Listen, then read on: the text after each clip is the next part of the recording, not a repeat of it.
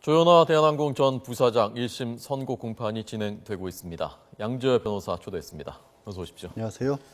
몇 시쯤 결과 나올 것 같습니까?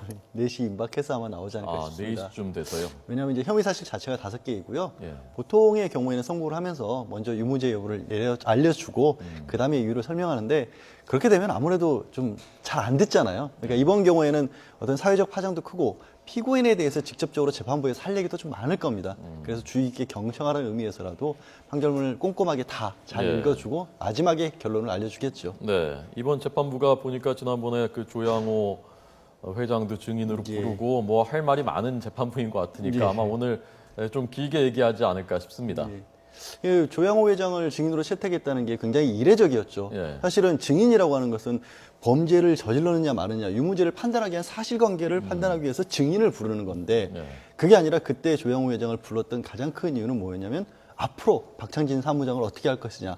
그러니까 피해자와의 합의는 보통 법정 외에서 이루어지거든요. 예. 그래서 피해자와 합의가 이루어졌으면은 뭐 거기에 대해서 양형에 참작을 하거나 집행유예 사유 중에 하나로 보기도 하는데 그거를 재판부가 못 믿겠다는 거죠. 지금 상황에서는. 예. 조현아 씨의 입에서 나온 말도 못 믿겠고 변호사가 서류로 내놓는 것도 못 믿겠고 실제 오너라고 할 수 있는 조양호 회장이 나와서 증인으로서 얘기를 해줘야 믿겠노라는 의미에서 증인신문까지 했던 거죠. 예, 구형이 징역 3년이었지 않습니까? 예.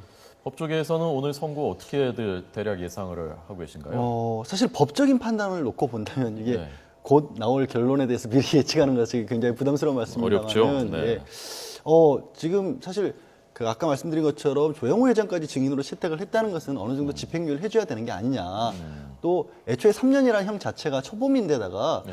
뭐 이렇게 사실 피해자를 직접적으로 이런 어떻게 위해를 가했다 이런 것들이 나온 건 없으니까 집행유예 사유는 충분하다라는 그런 의견이 많았는데 마지막에 결심 공판 때 네. 본인이 모든 어떤 혐의들을 부인해 버렸잖아요. 예.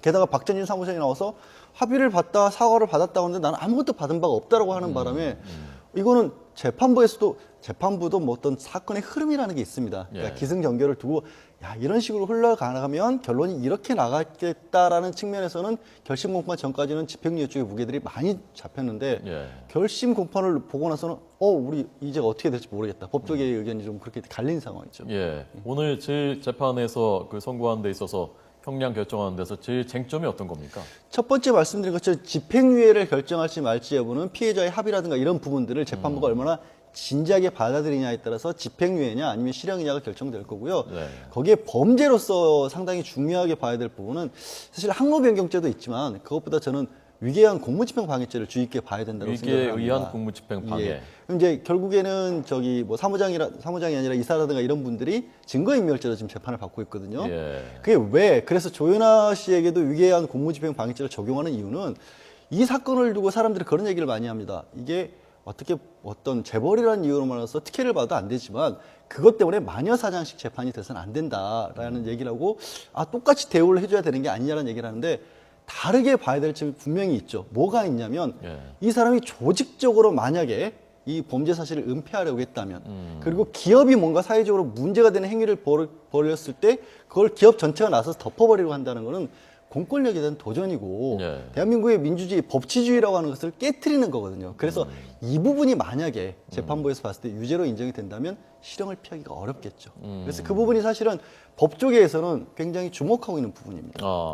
그러니까 항로 변경죄가 유죄로 판단하느냐를 많은 분들이 지금 주목하고 있는데 그것보다 오히려 이것이 실형과 집행유예를 가르는 변수가 될 수 있을 것이다라는 거군요. 그러니까 항로 변경죄는 사실 이제 일반적으로 적용이 잘 돼본 적이 없죠. 항로 변경죄라는 죄를 저지른 범인이 피고인이 몇 명이나 되겠습니까? 예, 처음. 그런 의미에서 굉장히 관심이 대상이 되는 건 맞습니다만 네.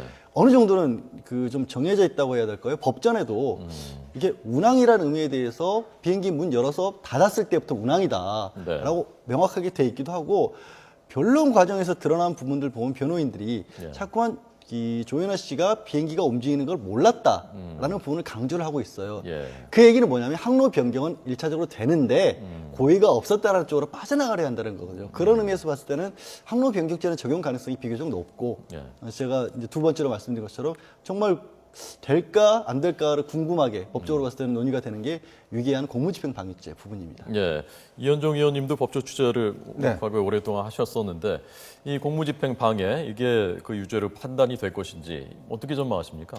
아무래도 이제 사회적으로 보면 그동안 이제 뭐 강자, 약자 뭐 이런 측면에서 보면 특히 이제 재판부가 그동안 제가 쭉 보면 굉장히 사회적인 그런 관심이 많으신 것 같아요. 재판부 이번 입장에서는. 재판부가요? 네, 이번 네. 재판부가 특히 유독 다른 재판부와 달리 그런 부분에 대해서 굉장히 관심이 많고 특히 조양호 회장까지 불러서 그렇게 또 합의하는 거 보면 그런 부분 굉장히 신경 쓰지 않는가 좀 그렇게 예상이 되어집니다. 아마 네. 그렇게 본다면 아무래도 이번 판결 같은 경우는 아까 변호사님 이야기했듯이 특히 이제 어떤 대기업에 의한 이런 여러 가지 뭐 증거인멸이라든지 또 협박이라든지 압박이라든지 뭐 이런 것에 대해서 좀 강하게 좀 질책하지 않을까 뭐 그런 예상을 좀 해봅니다. 예. 어쨌건 그 마지막 공판, 결심 공판이 아까 말씀하신 대로 기류를 이제 확 바꿨단 말입니다. 예. 그 국민들 정서도 사실은 재판부가 고려를 상당히 할 텐데 국민들 정서도 그때 그 박창진 사무장이 워낙 그 수위 높은 발언을 하면서 또 좀 출렁거린 면이 있고요. 그런 것들이 그 고려가 되죠, 재판부에서도요. 고려가 될 수밖에 없죠. 아까 제가 말씀드린 것처럼 집행유예 할 때 가장 큰 조건 중에 하나가 이제 피해자의 배상, 피해자에 대한 배상, 합의 이런 것 되느냐. 나머지는 진작에 그 반성하고 있냐 이런 부분인데 결심 공판 때 두 가지가 다 빠져버린 거예요. 박창진 사무장이 증인으로 나와서 합의된 적 없다, 사과받은 적 없다. 예. 그거 없어져 버렸죠. 예. 나와서 계속해서 범행을 부인하면서 이건 뭐 사고 때문에 그런 것이라고 하니까 예. 이런 부분들도 다 없어져 버린 거죠. 반면에 그 이후에 뭔가 추가적으로 뭐 추가 자료 같은 걸 제출할 수는 있습니다. 뭐 네. 합작정서 같은 것이 들어갈 수도 있고 아니면 또 반성문 같은 것도 넣었다고 하는데 예. 그게 꼭 법적으로 어떤 효력이 있어서라기보다도 이런 정도까지 내용이 들어가 있다라고 한다면 재판부에서 판단할 때 그렇다면 한 번 더 개정 예정이 있는 것으로 봐줄 수도 있는 거죠. 예. 사실. 반성문을 굉장히 여러 번 냈다면서요, 조현아 전 부사장이? 뭐 하루에 3차례까지도 냈다라고 하고요. 6차례 냈다고 하는데 그 경우가 그렇게 뭐 드물다라고 볼 수는 없어요. 보통 뭐 중범죄 같은 경우에는 그보다 더 많이 제출을 하는 경우도 있고요. 뭐 조현아 전 부사장이 그랬을 리는 없지만 네. 뭐 저희 구치소나 교도소 같은 경우에는 과거에 예. 밖에 사회에서 뭐 글 쓰는 일을 직업으로 하시던 분이 있어서 그걸 대피를 전문적으로 해주는 분까지 있을 정도로 반성문을요? 그렇죠. 예. 그러니까 쓰기까지 쓰는 것까지 다 아니죠. 초본을 만들어주면 가서 만들어주면? 옮겨서 필사를 하는 거죠, 이제. 아. 조현아 전 부사장이 그렇게 했다는 의미는 절대 아니고요. 네, 그만큼 네. 이제 반성문이라고 하는 게 형사 재판을 받는 피고인들 사이에서는 상당히 어떻게 보면 그 안에 있으면서 해볼 수 있는 모든 걸 다 해보고 싶은 게 사람의 어떤 인지상정 아니겠습니까? 네, 그래도 하루에 3개씩 쓰려면 그걸 내용을 다 바꿔서 다른 내용들을 반성문을 쓴 건지 아니면 어떻게 썼을지 궁금하네요. 그게 보통 그 범죄의 경위 같은 것을 많이 쓰고요. 네. 제가 이제 형사사건 피고인들을 보면은 본인이 어떤 살아온 환경이라든가 아니면 이번 일을 겪으면서 내가 뭐가 바뀌었다든가 아니면 특히 이제 조현아 씨 같은 경우 국민들이 가래도 가장 안타깝게 여기는 부분은 어쨌든 어린 자녀들이 있다라는 부분 아니겠습니까? 예, 예. 그런 부분 같은 것을 좀 인정에 호소하는 경우가 많죠. 뭐 법적인 이론이나 이런 것들을 다퉈봐야 예. 뭐 판사에게 그런 거 가지고 이렇게 설득할 수 있기는 어려우니까요. 예. 자, 마지막으로요. 그 황제 접견에 대한 그 논란이 있었지 않습니까? 이게 황제 접견으로 볼 수 있는 건지, 뭐 실제 특혜가 있었던 건지 어떻게 보셨습니까? 현장을 잘 아시니까. 그 특혜를 뭐 어떤 교정 당국에서 받다 이런 문제는 아니고 네. 현재 제도에서 맹점이라고 해야 될까요? 교정 당국 입장에서는 변호인이 분명히 지정이 되어 있고 몇 시간 간격으로 두 사람이든 세 사람이 계속 있기도 하고 아니면 한자 있더라도 변호인이 할 말이 있다라고 해서 지정된 접견실에서 만나고 있으면 예. 그걸 더군다나 이게 형이 확정된 사람도 아닌 재판을 받는 사람이면 막을 수는 없죠. 규정이 없나요? 그런 제한 규정이요? 제한을 두지 못하도록 규정이 있죠. 아. 왜냐하면 자유롭게 변호인을 만나야 재판 준비를 자유롭게 할 수 있다는 거고 예. 그거는 사실은 피고인은 어찌됐든 형이 확정된 사람은 아니지 않습니까? 무죄로 추정받는 사람인데도 예외적으로 구속해 놓은 상황이기 때문에 변호인의 도움까지 막는 것은 헌법적 기본권을 너무 침해한다고 보는 거죠. 그런데 이제 현실적으로 봤을 때는 그럼 과연 변호사를 그렇게 거의 아침부터 저녁까지 데리고 있을 수 있는, 제가 데리고라는 표현을 썼는데 네. 사람이 몇 명이나 될까라는 점을 생각해 보면 이거는 또 이제 어떻게 보면 가진 자만이 누릴 수 있는 어떤 특권이라고 할까요? 그런 거죠. 네, 제가 얘기 들어보니까 그 지금 저희가 화면으로 보여드리는 곳이 남성 접견실이고 여성 접견실은 두 군데가 있다고 하더라고요. 예. 그 해당 그 구치소의 경우에.